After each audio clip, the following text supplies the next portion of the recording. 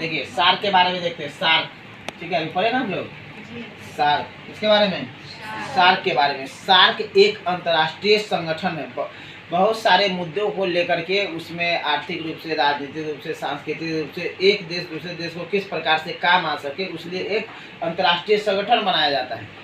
व्यापार भी होता है उसमें। तो इसी का एक हिस्सा है कौन, उसी तरह से एक ऑर्गेनाइजेशन बना हुआ है इंटरनेशनल, वो सार्क है। सार्क देखिए, सार्क एस का मतलब क्या आता है, south Asian, south Asian association, क्या होता है, association, south Asian association for regional corporation. Regional मतलब क्षेत्रीय, यानी कि हम ये दक्षिण एशिया एक महाद्वीप है, एशिया महाद्वीप के दक्षिण दिशा की ओर स्थित ये 8 देशों का संगठन है। कौन, सार्क। तो सार्क का पूरा नाम क्या होगा, south Asian association for regional corporation. समझ गए, ये इंग्लिश में हो गया। उसको दक्षिण में कहते हैं दक्षिण एशियाई सहयोग संगठन, ठीक है। इसमें 8 देश है। उस 8 देश का नाम हम कैसे याद रखेंगे, तो इधर से देखिएगा, यहाँ से अफगानिस्तान, पाकिस्तान, इंडिया ना कहोगे, हिंदुस्तान कहिए, एक तरह से एक जैसा शब्द हो जाएगा तो दिमाग में बैठ जाता है।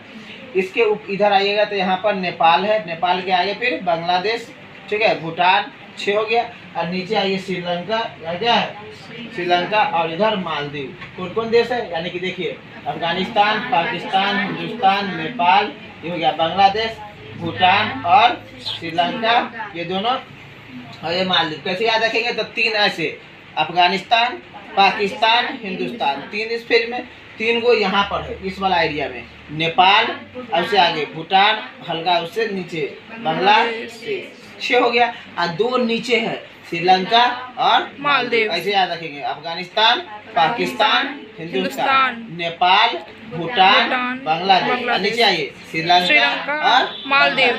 याद हो गया, 8 याद हो गया आपको, याद हो गया ना, बोलिए क्या क्या, अफगानिस्तान, पाकिस्तान, हिंदुस्तान, नेपाल, भूटान, बांग्लादेश, श्रीलंका और मालदीव। 8 गो सदस्य देश है। कितने सदस्य देश है, 8। इसका हेड ऑफिस कहाँ है, काठमांडू। काठमांडू। नेपाल का राजधानी काठमांडू। काठमांडू में देखिए ये पूरा शानदार बिल्डिंग बनाया गया, एक तरह से सड़कें हैं, एकदम गाड़ी लगाया जा सकता है। उसके अलावा ये 8 देश का यहाँ पर फ्लैग हमेशा फहरा रहा होता है, समझ गए। तो यही सार्क है, ये सभी देश आपस में मिल करके, किसी भी देश को मान लीजिए टेक्नोलॉजी की जरूरत है, कभी मेडिकल इक्विपमेंट की जरूरत है, तो ये सभी आपस में क्या करते हैं, सहयोग करते हैं, व्यापार करते हैं, ताकि इस क्षेत्र का दक्षिण एशिया में एक विकास किया जा सके। इसीलिए ये संगठन बनाया गया, समझ में आ गया जी, ठीक।